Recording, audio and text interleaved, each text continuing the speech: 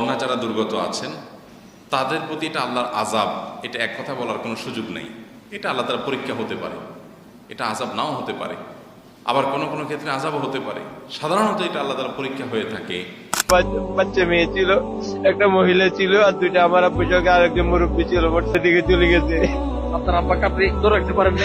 রাখতে পারি না, আমি 2-3 বার পল্টায় বাবাকে যেতে যাব। আর বন্যা যদি কেউ মৃত্যুবরণ করেন তাহলে শাহাদাতের মৃত্যু পাবেন। পৃথিবীর এক এক এলাকার মানুষকে আল্লাহ তাআলা এক একভাবে পরীক্ষা করেন। যে এলাকাটা ধরেন সমুদ্র তীরবর্তী, সেখানে আল্লাহ তাআলা ঝড় জলোচ্ছ্বাস দিয়ে তাদেরকে পরীক্ষা করেন।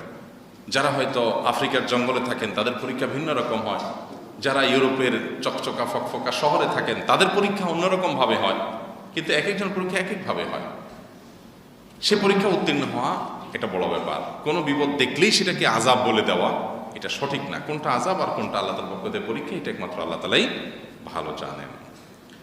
ইনশাআল্লাহ নবী করিম সাল্লাল্লাহু আলাইহি ওয়াসাল্লাম বলেছেন, খামসুন শাহীদ, 5 শ্রেণীর মানুষকে আল্লাহ তাআলা শাহাদাতের মর্যাদা দিবেন।